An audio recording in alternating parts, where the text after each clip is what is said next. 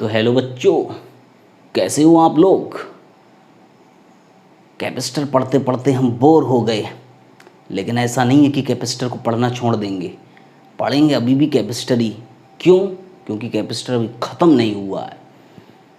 Capacitor का last topic, मैं कह दूँ सेकंड लास्ट टॉपिक, क्योंकि आरसी सर्किट को मैंने इससे अलग ही कर लिया है। ठीक है, that is the combination of electricity with capacitor, तो वो अलग कर दो। तो लास्ट टॉपिक होगा that is force on dielectric. अगर तुमने कैपेसिटर अच्छा कर लिया तो मैं ये मान लूँगा कि तुमको 12th की फिजिक्स अच्छे से आती है, because that is the depth of concept. वो अगर तुमको आता है तो तुम वाकई फिजिक्स में अच्छा कर रहे हो, तुम्हारी अंडरस्टैंडिंग लगातार बढ़ती जा रही है। तो बिना देर किए हुए शुरू करते हैं। और मैं बता दूं, बच्चे प्रैक्टिस करते रहें, लगातार बच्चे प्रैक्टिस करते रहें। वो प्रैक्टिस कर रहे हैं, मैं ये जानता हूँ, but if that is not sufficient, if they need more practice, then they should do, they should apply this concept to do more and more practice। जितनी ज़्यादा प्रैक्टिस करते हैं उतने ज़्यादा कंसेप्ट स्ट्रांग होते चले जाते हैं, चीज़ें मिलती हैं, समझते हैं। ठीक है, तो force on dielectric, force on dielectric. एक बात मैं तुम लोगों को बता दूं कि ये अच्छा कंसेप्ट है, थोड़ा लेवल ज़्यादा है। फोर्स ऑन डाइलेक्ट्रिक नॉर्मली ऐसे पूछा नहीं जाता है, लेकिन तुम लोगों को रेडी रहना होगा for each and every question. तो फोर्स ऑन डाइलेक्ट्रिक, देखो अगर मान लो मैं तुमसे कहूँ कि ये पैरेलल प्लेट कैपेसिटर है, ठीक, और इसके बीच में ये डाइलेक्ट्रिक भरा हुआ है पूरा, दिस इज कंप्लीटली फिल्ड, पूरा है। ये गैप तो तुम्हें दिखाने के लिए मैंने जस्ट बनाया, वरना ये समझ लो दिस इज कम्प्लीटली फिल्ड। ये एक प्लेट हो गई, ठीक है, ये वाली अपनी पॉजिटिव प्लेट और ये वाली नेगेटिव प्लेट, ठीक। तो इस समय इस पर कोई भी फोर्स नहीं होगा, फोर्स लगेगा ज़ीरो। ठीक है, तुम्हें समझ में आ जाएगा धीरे धीरे कि कब फोर्स लगता है। अब मैंने इसको ना पार्शियली ऐसे किया, पार्शियली आउटसाइड कर दिया या फिर पार्शियली इनसाइड कर दिया, ठीक है, इस तरीके से। तो इधर कितना आएगा, माइनस माइनस, इधर कैसा आ जाएगा, थोड़ा सा गैप बना लें जिससे चार्ज लिख सकें, ठीक है, इस पे आ जाएगा प्लस प्लस। तो इस पे ऐसे फोर्स लगना शुरू हो जाएगा, ठीक है। इस पे पॉजिटिव पॉजिटिव था, इस पे प्लेट पे नेगेटिव नेगेटिव था, ठीक है। तो इस कैपेसिटर के बीच में डाइलेक्ट्रिक पार्शियली है, पार्शियली इनसाइड पार्शियली आउटसाइड। तो उस केस में तुम कहोगे इस पे इस तरीके से अंदर की तरफ फोर्स लगेगा। अगर यही पैरेलल प्लेट कैपेसिटर में डाइलेक्ट्रिक को इधर पार्शियली बाहर की तरफ कर दिया जाए, दिस इज लाइक, ठीक है, थोड़ा सा बाहर निकाल दिया जाए, तो इस केस में क्या होगा, वंस अगेन ये तो अपनी पॉजिटिव प्लेट थी, ये वाली नेगेटिव प्लेट थी, तो इस पे नेगेटिव नेगेटिव इधर और इस पे इधर पॉजिटिव पॉजिटिव, तो इस पे ऐसे फोर्स लग जाएगा। ठीक है, बात समझ में आ रही है कि हाँ, यहाँ पे फोर्स नॉन ज़ीरो होगा, यहाँ पे फोर्स नॉन ज़ीरो होगा। तो हम कह सकते हैं if dielectric is completely filled then there will be no force, थोड़ा दूर रहेंगे, then there will be no force, net force will be zero, वो रुका रहेगा। But if dielectric is partially filled, partially मतलब पार्शियली इनसाइड पार्शियली आउटसाइड, तो कैसे force लगेगा वो तुमको दिख रहा है। ठीक है, बात समझ में आ रही है कि इस पे क्या होगा कि ये वाला पॉजिटिव और ये, ठीक है, इसको अपनी तरफ अंदर की तरफ खींचेगा जिससे कि नेट फोर्स ज़ीरो हो जाए। ठीक है, ये अगर ऐसे होगा तो इसको अंदर की तरफ खींचेगा जिससे कि ज़ीरो हो जाए। ठीक है, ऐसा क्यों है, ऐसा इसलिए कि वो वाला भी अपनी तरफ खींचने की कोशिश करेगा। ठीक है, ये नेगेटिव है, इसको अपनी तरफ खींचने की कोशिश करेगा। यहाँ पे क्या होगा, यहाँ पे तुम कह सकते हो इस पर पॉजिटिव पॉजिटिव, ठीक है, और इस पर नेगेटिव नेगेटिव, तो इस पर ऊपर लग जाएगा, इस पर नीचे, तो नेट फोर्स कितना हो जाएगा, समझ रहे हैं ना, नेट फोर्स कितना हो जाएगा, ज़ीरो। उस केस में ये वाला अपनी तरफ इस चार्ज को खींचने की कोशिश करेगा, ये नेगेटिव वाला इस पॉजिटिव को अपनी तरफ खींचने की कोशिश करेगा। तो कहने का मतलब ये बाहर है तो इस पर ऐसे करके टेंजेंशियल फोर्स लग जाएगा। This is tangential force like that. जैसे इस पे लग रहा है सिमिलरली उस पे लगेगा, ठीक है। तो कोई इशू नहीं। अगर डाइलेक्ट्रिक, मैं लिख देता हूँ पहली बात, if dielectric is completely inside, तो उस पर कोई भी फोर्स नहीं लगेगा या नेट फोर्स जीरो होगा। कोई भी फोर्स का मतलब फोर्स लगेगा, लेकिन नेट फोर्स की बात चलती है, फोर्स नेट जीरो होगा। If dielectric is partially inside, it will experience some force, it will experience some force, ठीक है। तो उस पर फोर्स लगेगा, फोर्स लगेगा। तो आसान है, कोई दिक्कत वाली बात नहीं। अब बात आती है ये कि हम इस फोर्स को कैलकुलेट कैसे करेंगे, how we will be able to calculate this acting force. तो उसके लिए कौन सी इक्वेशन चाहिए, उस पर मेहनत करनी होगी। तो आते हैं उस पर, इसको तो मिटाना आवश्यक है और आवश्यक काम कर लेते हैं। हाँ, यहीं पे मैं लिख देता हूँ कि फोर्स, उसके जस्ट नीचे तुम लिख लेना, force is given by du over dx। ये पढ़ा ना, कंजर्वेटिव फोर्स में डेफिनेशन पढ़ी, पोटेंशियल एनर्जी का फर्स्ट डेरिवेटिव क्या देता है, माइनस कह सकते हैं या फिर du ओवर dx का मॉड कह सकते हैं, ठीक है। डायरेक्शन हम निकाल लेंगे, लेकिन मेन चीज़ है कि पोटेंशियल एनर्जी का अगर x के रिस्पेक्ट में डिफ्रेंसिएशन करते हैं, मतलब विद द पोजीशन डिस्टेंस कर डिफ्रेंसिएशन करते हैं, तो फोर्स आ जाता है। ये पुरानी डेफिनेशन हमने पढ़ी हुई है, ठीक। तो इतना नोट कर लो, F is equal to minus du over dx से। अब फोर्स निकालते हैं और उसको समझने से कुछ बातें बहुत ज़्यादा ज़रूरी हैं।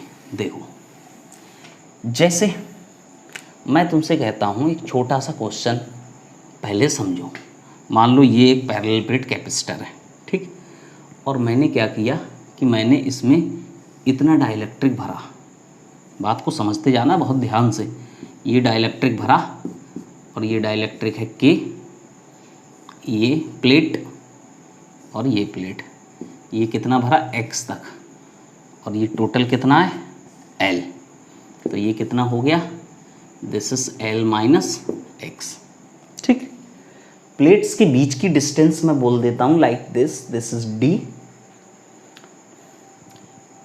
इफ प्लेट्स आर स्क्वायर, तो उनका एरिया कितना होगा, A is equal to L square, ठीक है। प्लेट की लेंथ कितनी मानी L, तो दूसरी भी L होगी, ठीक है।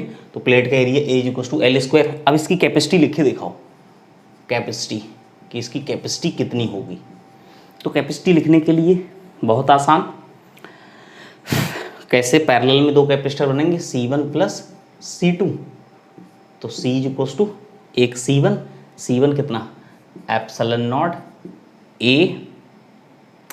अब A पे ध्यान दो, A कितना होगा, L माइनस एक्स एयर है ओवर D प्लस C2 कितना, epsilon naught L into x into के ओवर D।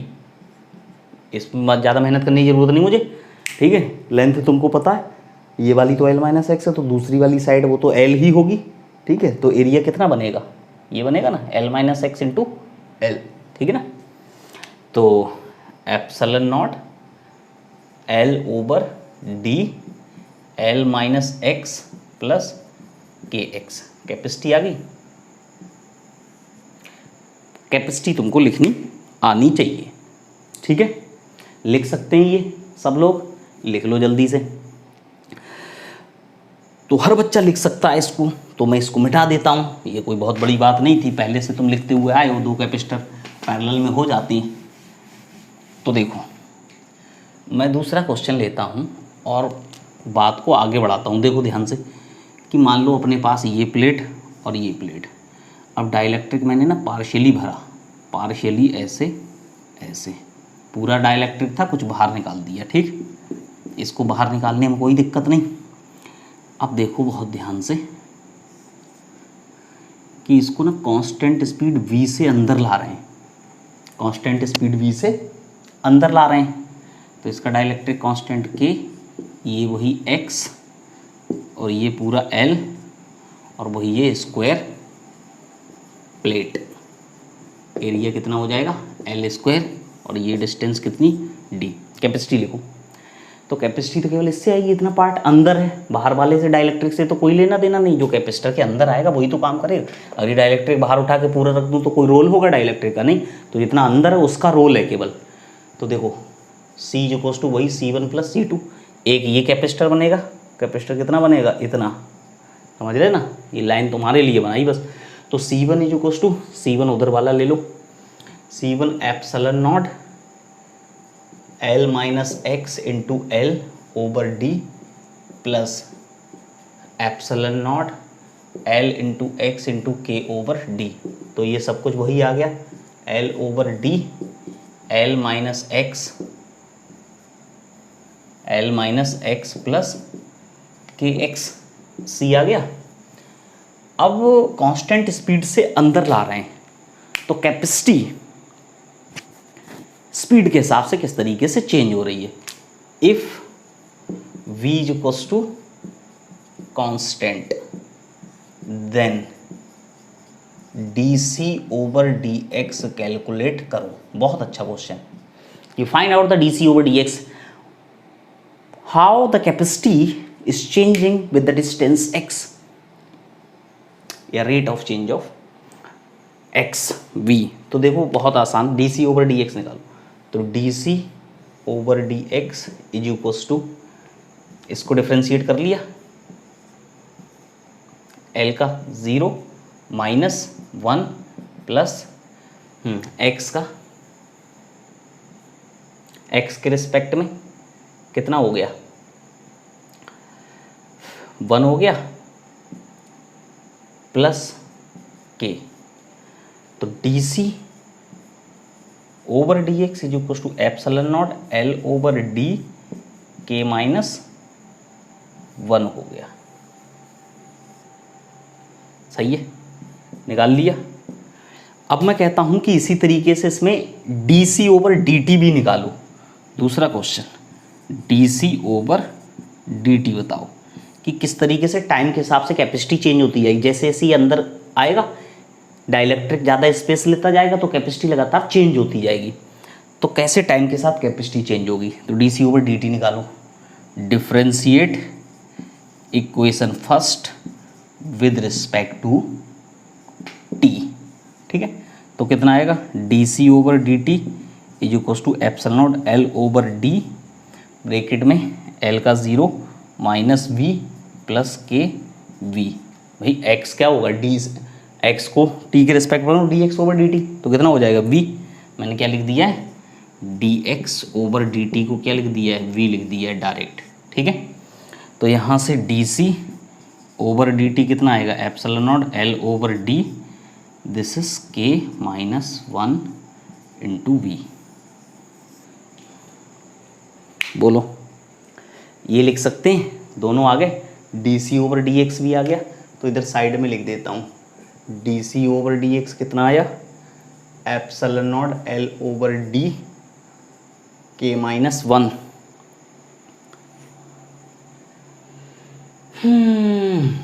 और dc ओवर dt कितना आ गया, epsilon naught L over d के माइनस 1 इंटू v। सही है। देखो अब एक काम करते हैं एक काम, वो ये है कि अगर क्वेश्चन समझना, क्वेश्चन यहाँ तक तो हो गया। क्वेश्चन ये है कि अगर इसी कैपेसिटर को बैटरी से कनेक्ट किया जाए, बैटरी से कनेक्ट रखते हुए डाइलेक्ट्रिक को अंदर की तरफ लाया जाए, बैटरी से कनेक्ट रखते हुए अगर इस डाइलेक्ट्रिक को अंदर की तरफ लेके आ रहे हैं कांस्टेंट स्पीड से, तो करंट निकालना है, तो कितना करंट फ्लो करेगा बैटरी से, बात समझ में आ रही है? देखो, तो ये सब तो मिटाने की बारी आ गई, इनको तो मिटा दिया जाए। नोट कर लो, नोट कर लिया, मिटा दिया जाए। देखो मिटा देते हैं, तो मिटा दिया। अब मैंने कहा अब लिखो इसी में, ठीक है, D C over D t और d C over D x दोनों मिल गया। मैं कहता हूँ इसी में इसका सेकेंड पार्ट है, if this situation is created if battery remains connected, अगर बैटरी कनेक्टेड है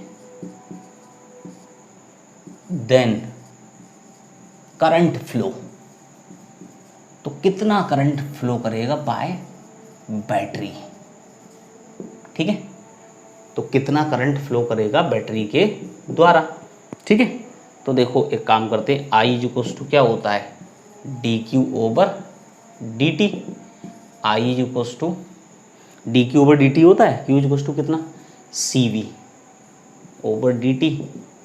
अब बैटरी कनेक्टेड तो पोटेंशियल कांस्टेंट, तो D C over D T, तो आई इक्वल्स टू कितना, भाई बैटरी कनेक्टेड है तो पोटेंशियल कांस्टेंट हो गया, कांस्टेंट बाहर आ जाता है, तो D C over D t, और d C over D t वो लिखा है, तो I equals to epsilon naught L over d into V into K minus 1 into V. Current आ गया भाई, वी ये वाला ये आया, बाकी सब तो वही उठा के रख दिया, तो करंट मिल गया। तो ये सब क्वेश्चन पूछे गए हैं, आसान हैं बिल्कुल, बहुत ज़्यादा टफ नहीं है, ठीक है, तो कोई खेल नहीं। इसके बाद आरसी सर्किट शुरू करूँगा, इसलिए इसको देख लो, बहुत ज़्यादा टफ नहीं है, ठीक है, स्वच्छ लिख रहे हैं एकदम नीट एंड क्लीन। देखो अब इसको मिटा दिया, अब मैं 2 क्वेश्चन और लूँगा और वो बहुत ही अच्छे हैं, उसको समझने की कोशिश करना। आई निकाल लिया, हो गया आई। अब मैं क्या कर रहा हूँ, मैं 2 केसेस में फोर्स निकालने जा रहा हूँ, ठीक है। कौन कौन से केसेस में, पहला है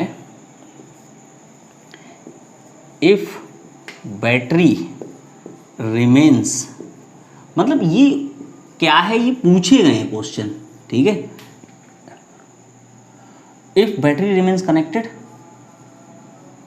फोर्स ऑन डाइलेक्ट्रिक, ठीक है। अब पूर्ण टॉपिक पे पहुंचे बिल्कुल, फोर्स ऑन डाइलेक्ट्रिक। देखो ध्यान से, ये रहा, ये वही पैरेलल प्लेट कैपेसिटर, और इसमें रख दिया पार्शियली अपना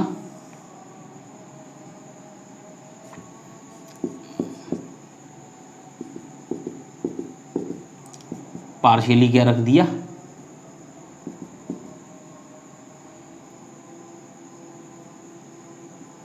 डाइलेक्ट्रिक, ठीक, उस पर फोर्स लगा। अब इस फोर्स को कैसे निकाला जाए, और मैं कहता हूँ एक बैटरी रिमेन्स कनेक्टेड, तो बैटरी रिमेन्स कनेक्टेड तो वी इक्वल्स टू कांस्टेंट हो गया, तो फोर्स निकालो। तो देखो सबसे पहले तो निकालो फोर्स किससे आएगा, D you over D X से, तो पहले यू निकाल लो, और यू कैसे निकालोगे, यू निकलेगा हाफ सी वी स्क्वायर से, ठीक है, वी कांस्टेंट, सी मिल जाएगा तो यू आ जाएगा, डिफ्रेंशिएट करोगे तो एफ आ जाएगा, ठीक है। तो सबको लिखना आता है, सी की वैल्यू कितनी चल रही है, वही है सब कुछ, ठीक है, डी है और ये सब एल है, ये कितना है एक्स है पार्शियली, ठीक है। तो C equals to epsilon naught L minus x into L over d plus epsilon naught L x K over d, तो सी की वैल्यू आई epsilon naught L over d L minus x plus K x, ठीक, C आ गया। अब D सी, अब देखो सी आ गया तो ऐसे कर लो, सी मिल गया तो देखो पोटेंशियल एनर्जी कितनी आएगी, this is half C V square तो D you over D x निकालो, this is half V square constant d C over D x. तो D you over D x is equals to half d C over D x वहाँ लिखा है, this is epsilon naught L over D K minus 1 into V square, ये आ गया। And this is equals to force, and this is equals to कैसा है, constant. सब कुछ constant, epsilon not constant, L constant, D constant, सब कुछ constant है। हाँ, सब कुछ कांस्टेंट है कि नहीं बोलो। तो जब सब कुछ कांस्टेंट है तो मतलब फोर्स कांस्टेंट हो गया, क्योंकि d you over D x ही तो फोर्स है, तो फोर्स कांस्टेंट आ गया। अब ये कांस्टेंट फोर्स लगेगा तो एक बात को समझो कि अगर मैं तुमसे इसमें एक क्वेश्चन पूछूं छोटा सा, यहाँ पे समझना,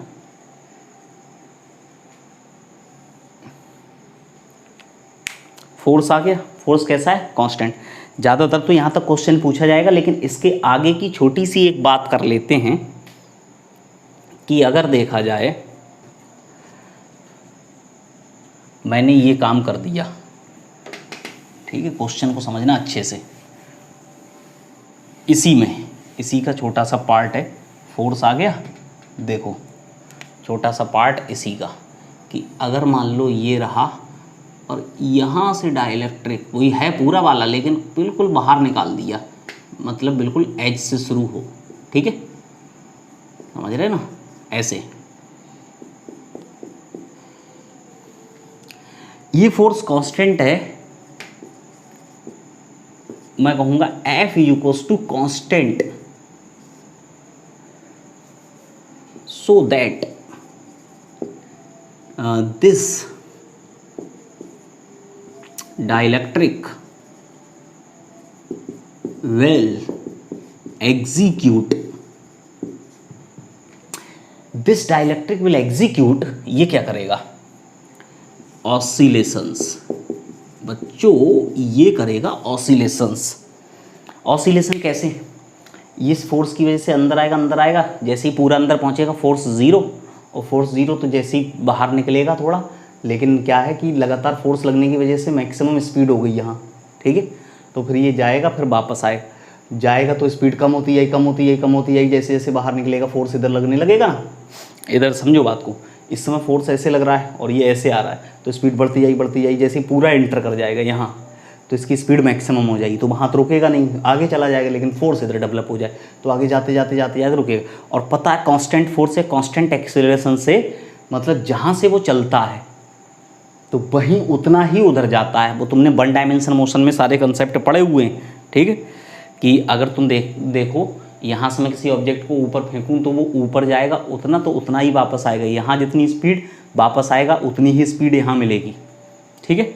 तो सिमिलरली यहाँ पे अगर इसकी स्पीड ज़ीरो है तो एकदम उस साइड जब इतना ही पूरा बाहर निकल जाएगा जस्ट, तो वहाँ पे भी इसकी स्पीड कितनी होगी, ज़ीरो, तो फिर वापस आना शुरू हो जाएगा। तो identical situation one dimension motion में जो तुमको बताया था, ठीक है ना, जो वन डायमेंशन में बताया था वही सब कुछ है। तो मैंने क्या किया कि इस डाइलेक्ट्रिक को खींच के एकदम यहाँ से रिलीज़ किया, तो देखो क्या सिचुएशन बन जाएगी। तो क्वेश्चन मेरा ये है कि फाइंड आउट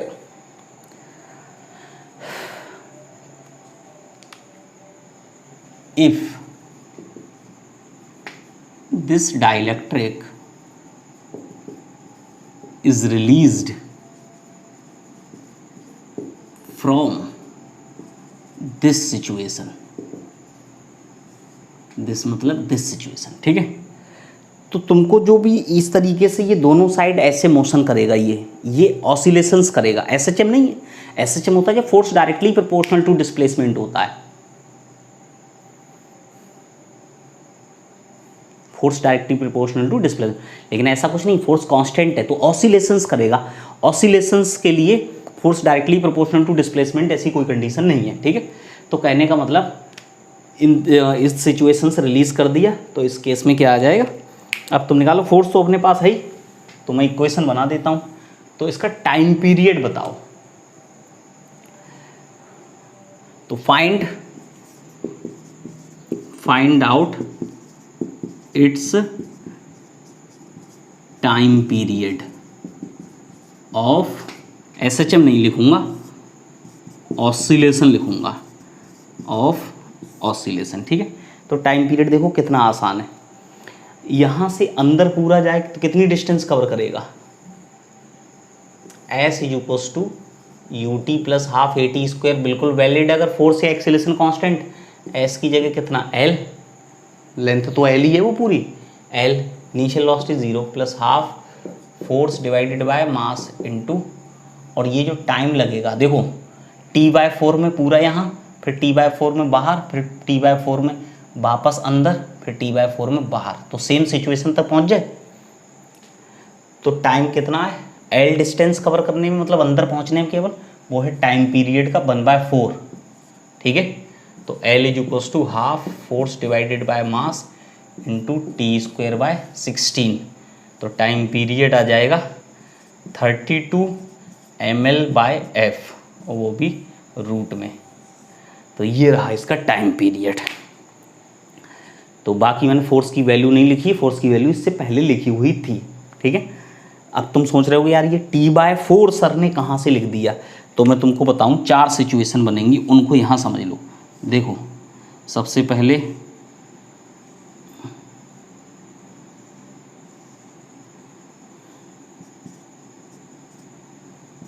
पहली, फिर पूरा अंदर आ जाएगा,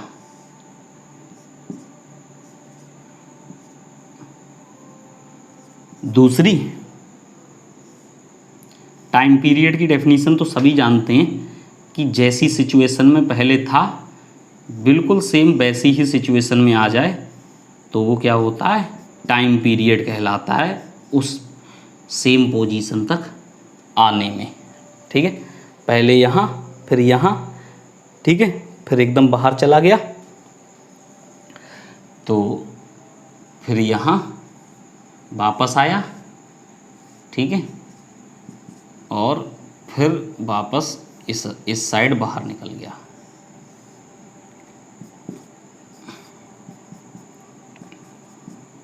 समझ में आ रही बात? तो 3 4 5, ठीक है, तो इस सिचुएशन में तो है ही एक तरीके से। यहाँ तक पहुँचने में कितना लगा, यहाँ तक पहुँचने में ये है T इक्वल्स टू 0, ये है T इक्वल्स टू T/4, ये कितना है T/2, ये कितना 3T/4, ये कितना T। समझ गए? तो T/4 टाइम में एकदम बीच में आ जाए तो कितनी डिस्टेंस कवर कर ली, L डिस्टेंस।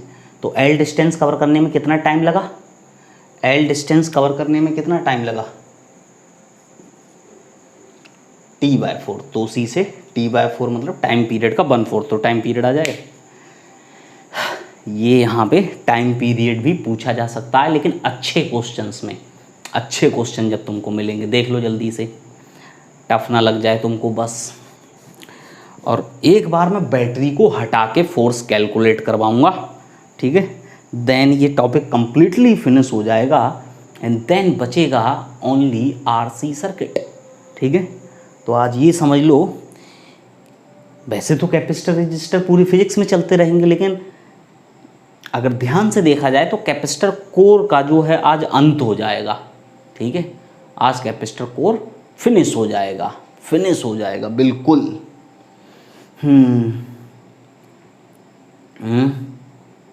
मिटा दें, देख लो एक बार, ठीक है, मिटा देते हैं। अब दूसरा वाला केस इसमें देख लो। ठीक है, पहला केस देखा था बैटरी को कनेक्ट रखते हुए उस पर कितना फोर्स लगा था डाइलेक्ट्रिक पे, और उसमें हमने टाइम पीरियड भी निकाल लिया कि वो करता क्या है, तो वो ऑसिलेशन करता है, ऑसिलेशन करता है, तो ऑसिलेशन का टाइम पीरियड कितना हो सकता है, तो वो निकाल लिया। ठीक है, तो दूसरा केस है force on dielectric if battery is removed, battery is removed। हो सकते हो खतरनाक साबित हमारे लिए, लेकिन तुमको होने नहीं देंगे, तुम्हारा अंत कर देंगे। अब हम, अंत करीब है तुम्हारा। तो force on dielectric if the battery is removed, तो फोर्स कैसे निकाला जाए? फोर्स तो वही तरीका है D you over D X से, ठीक है, लेकिन यू कैसे लिखा जाए? Half C V square naught, तो ये लिखा जाए half Q square over C, because अगर बैटरी हटा दी तो क्यू कांस्टेंट हो जाएगा, ये सब जानते हैं पहले से। तो क्यू कांस्टेंट, पोटेंशियल के बारे में हम नहीं कह सकते, बट चार्ज के बारे में हम कह सकते हैं, ठीक है। तो चार्ज कांस्टेंट हो जाएगा अगर बैटरी को हटा दिया, तो हम ये कहेंगे, तो सबसे पहले d you over D x निकालो, ठीक है, D you over D x निकालो, तो हाफ क्यू स्क्वायर तो कांस्टेंट, और ऐसे लिख लो, पहले लिखो u is equals to half Q square c की पावर -1, तो D you over D x कितना आएगा? क्यू स्क्वायर बाय 2 माइनस का 1 सी की पावर -2, एक्स के रिस्पेक्टिव में कर रहे हैं, तो D C over D X और आ जाएगा। तो D you over D X का मैग्नीट्यूड की बात कर रहा हूँ, माइनस माइनस से कोई मतलब नहीं, Q square over 2c square into D C over D X, ये आ जाएगा, एंड दिस विल बी 4। अब D C over D X तुमको पता है, D C over D x कितना है? देखो D C over D X भी सबको पता है, वो है epsilon naught L over D K -1, और सी भी सबको पता है, सी मैंने मिटा दिया, यहीं लिखा था epsilon naught L over d L minus x plus K x था।